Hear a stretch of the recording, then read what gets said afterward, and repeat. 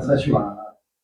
Salam aziz uşaqlar, bu günləri Leyli Mimazın poemasının məzmunu və təhlili ilə bağlı danışacağıq. İnşallah bilirsiniz ki, Leyli Mimazın Azərbaycan ədəbiyyatında müəyyən dövrlərdə aktiv mövzulardan olmuşdu. Qədim ərəb əfsanəsi əsasında yazılmışdı. İlk dəfə Nizami Gəncəvi onu Azərbaycan ədəbiyyatından gətirmiş, poemalarına formalaşmışdı. Üstündən bir müddət keçəndən sonra Rum zəriflərinin xahişi ilə, Füzulidən xahişi ilə o da Leyli və Məcnun poemasını təzədən yazmağa xahiş edirlər ondan. Əsas səbəb də ki, Əcəmdə, yəni dünyada türk dilində Leyli və Məcnunun olmaması idi. Füzuli bu əsəri yazarkən ağır bir yola səfər ilə bağlı kimi bənzədir bunu. Deyir, ağır bir yola səfər edəcəyəm.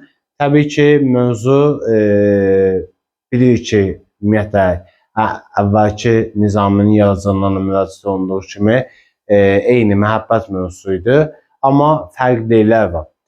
Deməli, inşallah əsər Leyli və Məcnun əsəri poeması rəsmi girişlə başlayır. Tanrıya və Peyğəmbərə məthiyə, İslam Peyğəmbərinə meyraz verilir. Əsər təhkiyə yolu ilə məsnə formasında çatdırılır. Əsərdə rübai, qəzəl, qəsidə, mürəbbələrdən istifadə olunub. Ana dilində yazılıb, iki ana dilində yazılmış Leyli Məcnun poemalarından biridir. Sufi irfanı məzmundadır. Real hadisələrə qeyri-adiliyi verilir. Bu da onu Nizami Gəncəvinin Leyli Məcnundan fərqləndirir. Yaxşı, real hadisələrə qeyri-adiliyi verilməsi nədir? Məsələn, Məcnun anında olarkən yazılırsın ki, ağlaması. Bu təbii olan bir şeydir, amma Füzuli bunu onunla əlaqələndirirdi ki, bu uşaq belə çox ağlayırsa, gələcəkdə bunun həyatı kədərli, faciəli şəkildə keçəcək. İbn Salamın ölümünün Məcnunun ah naləsi ilə əlaqələndirilməsi, bu da yazılırsın ki, qeyri-adilidir. Qeysi mələklərin müdafiə etməsi, bu da qeyri-adili verilən belə deyək, məsələlərdən biridir. Əsərdə uşaqlar qadın hüquqsuzluğu məsələsinə toxunmuşdur.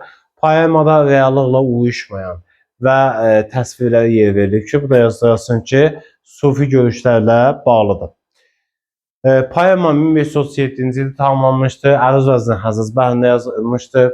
Birinci başlayacaq uşaqlar Məcnun surətindən. Məcnun yazılırsın poemanın əsas və mərkəzi surətidir.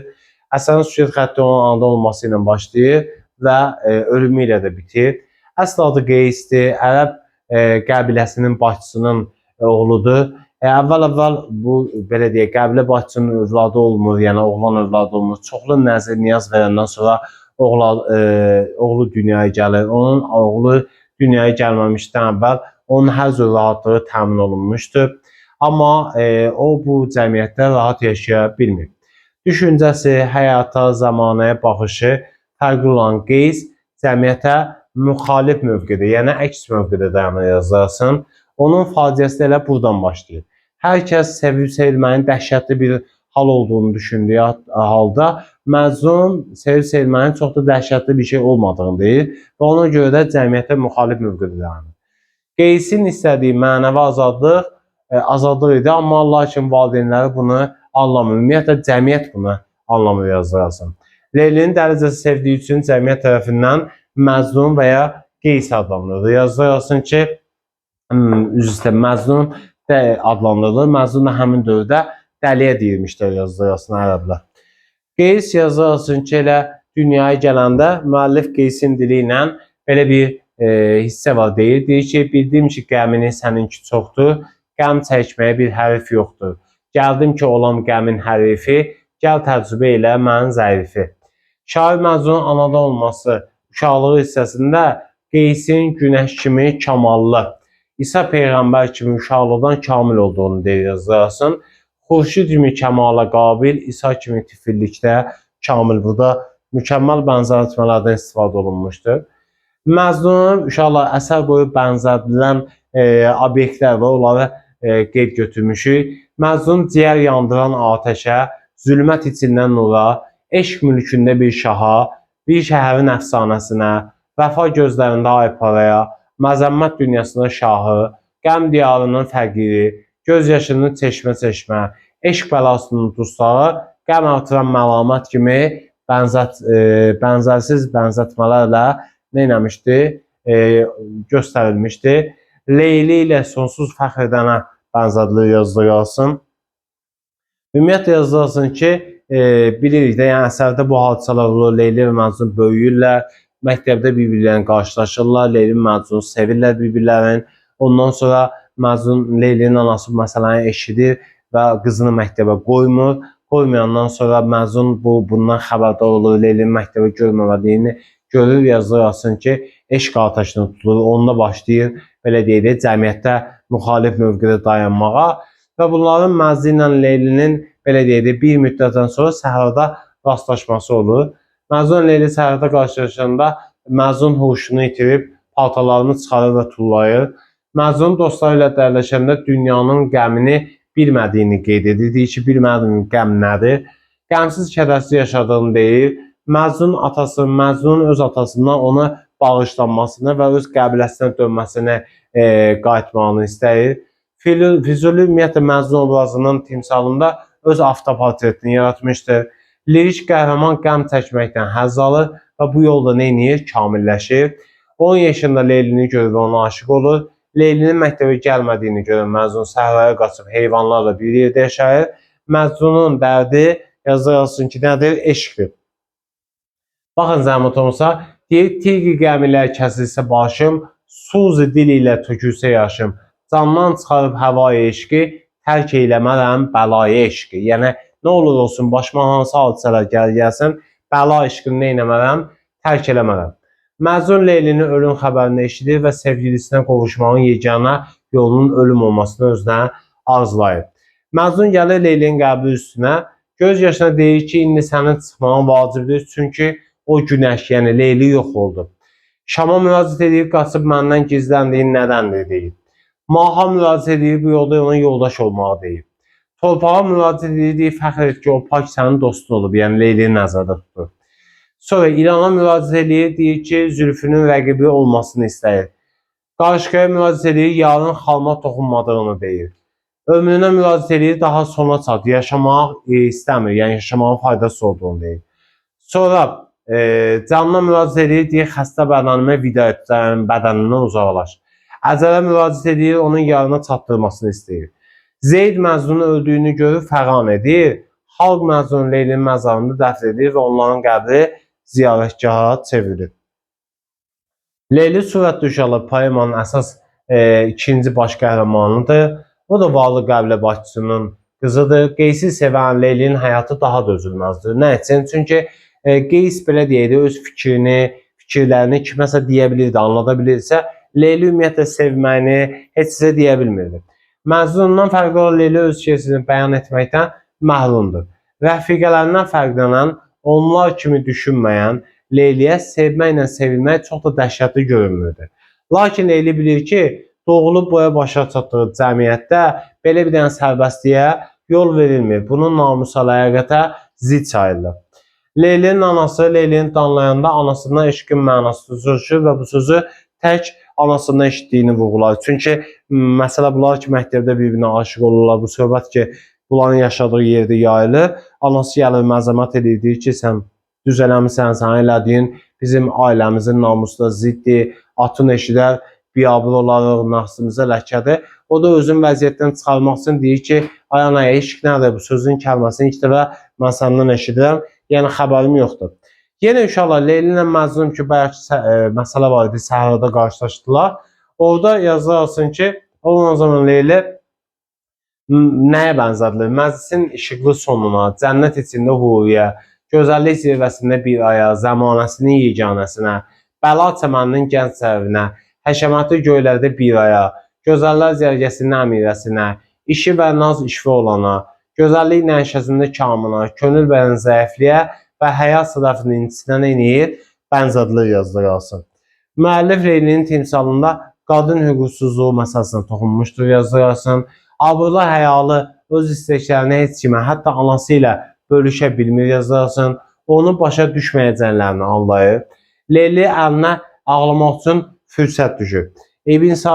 Harda fürsət düşür uşaqlar? Birinci yazılsın ki, İbn Salama buna ələ verirlər. Həmin məqamda əlinə fürsət düşür, başlayır doyunca ağlamağa. İkinci, İbn Salam öləndə yenə əlinə fürsət düşür, ağlayır. Əslində ərəblərdə belə bir adət var idi ki, əri ölən qadın 2 il belə deyək də, onun qəmini saxlayırmış, kədərini saxlayırmış. Əlinə onda da fürsət düşür, ağlamağa, rahat ağlaya bilir. Əslində ağlamağı nə bir insanın ərə getməyinə görə idi, nə də onun ölümünə görə idi. Öz dərdini ağlayırdı yazılasın. Öz dardını aydır, şamdır, pərvanə və dəvə ilə bölüşür. Şama deyir ki, dərdini sən desən bir anın içində əriyib qurtararsan. Pərvanəyə deyir ki, sən heç olmasa öz sevdiyinə qovuşursan, bir yerdə yanıb külə dönürsünüz. Ondan sonra dəvəyə deyir ki, sənlə mənim heç bir fərqim yoxdur. Sən də bazarda satılsan, öz rəyini soruşmurlar. Mən də kiməsə verəndə məndən də rəyimi soruşmadılar ki, getmək istəyirsən, getmək istəmirsən. Sonra çırağa deyir ki, gecələr yanır, Leyli isə gecə gündüz yazır. Leyli özünü ixtiyarsızlıqda dəvəyə bənzədir. Leyli zamanəsinin köləliyinə əsas tutan qaydalarına zahirən tabi olur. Testlərdə daxilən düşür, ehtiyatlı olasınız. Leyli Məcnun səhrada görəndə əvvəlcə tanımır. Leyli Məcnunu idrak əhli sayır yazılır. Leyli Allaha dua eləyir ki, canını alıb heçliyə yetirsin. Pak olduğu üçün duası qəbul olunur və əhvalı dəyişir. Ölüm anında anasına deyir, ruhuna sancılmış xəncərdən öldüyünü bildirir. Məcnun üçün ağladığına peşman olduğunu bildirir. Anasından Məcnun onun ucbatından səhraya düşüb rüsvay olduğunu deyir. Anasının ömrünün munisi adlandırır yazılır. Sonra uşaqlar anasına vəsiyyət edir ki, Məcnuna rastlayarsan ona etinasız olma, yəni ona xoş münasibət bəslə. Mənim üçün dua etməsini istəyir və de ki, Leyli sənin yolunda can verdi. Ona de ki, mən gedirəm xəlvət dünyasına, sən də gəl, səni gözləyirəm. Müəllif Leylinin ölümünü təsvir etmək üçün payız fəslini seçmişdir. Leylinin ölüm xəbərini Məcnuna Zeyd çatdırır. Leylidə kamil gözəllik və zövq, Məcnunda Leyli gözəlliyinə şövq. Leylidə sevgilisi ilə vüsal meyli, Məcnunda isə Leyli arzusu var. Ümumiyyətlə yazılsın inşallah. Biraz da bu köməkçi obrazlardan danışaq. Əsərdə heç bir obraz mənfi planda verilməyib. Aydın oldu mu? Heç bir mənfi planda verilməyib. Məcnunun, Leylinin valideynləri, İbn Salam sadəcə dövrün adamları idi. Dövrünə tələb edirsə, onlar da onu yaşayırlar. Dövrün tələblərinə kör-körünə inanmaq, əməl etmək onlar üçün vacibdir. Aydın oldu mu? Şəxsiyyət azadlığı onların həyatı başında heç birində yer almırdı. Oğlunu dərin məhəbbətlə sevir, onu anlamır yazılarsın. Yeganə oğlunun xəstəliyinə çarə axtarır Məcnunun atası. Elçilik zamanı oğlunun nadir inciyərən Leyliyə lələ bənzədir. Məcnunun atası ölümünə yaxın oğlunun yanına gəlir və evə qayıtmasını xahiş edir. Əgər gəlməsən heç olmasa ölümündə cənazən sənin çiyinləri üstündə etsin. Məcnun atasının bu istəyinə də əman eləmir. Atası öləndən sonra onun qəbrinin üstünə gedir. Yəni atasının dəfnində iştirak eləmir. Məcnunun anası müsbət planda verilən bir obrazdır. O da oğlunun məhəbbətə belə deyək, düçar olduğunu görür, onun dərdinə, xəstəliyinə çarə axtarır və onu bu yoldan çəkindirməyə çalışır. Leylinin anası qızı ilə bağlı yayılan sevgi xəbərlərini dəhşətlə qarşılayır.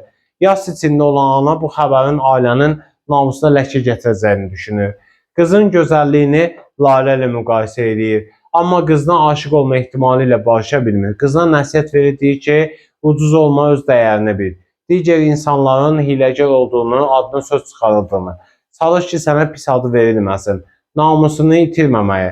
Atasının bu məsələni eşitdikdə Leylini cəzalandıracağını deyir və deyir ki, bundan sonra məktəbə getmək lazım deyil. Elə əlifbanı bil, əbcəd hesabını bil, bizə başqa elmlər lazım deyil. Sonda ölüm anında Leyla anasının sirrini açır və Məcnun olan sevgisinin məktəb vaxtında olduğunu deyir. Uşaqlar, diqqətli olasınız. Deməli, köynə əlavə olunmamış hissədə biz əvvəl həmişə uşaqlara deyirdik ki, Leyli öz dərdini heç sizə demir. İndi burada da sizə dedik ki, Leyli öz dərdini heç sizə demirdi. Aydın oldu mu? Sonradan əlavə olunan hissədə Leylinin yazısı məktub ki yazır, son anda anasına vəsiyyət edir ki, onda doğrudan öz sevgisini etiraf edir. Burada da vermişik, sonunda deməli, ölüm anında öz sevgisini etiraf edib.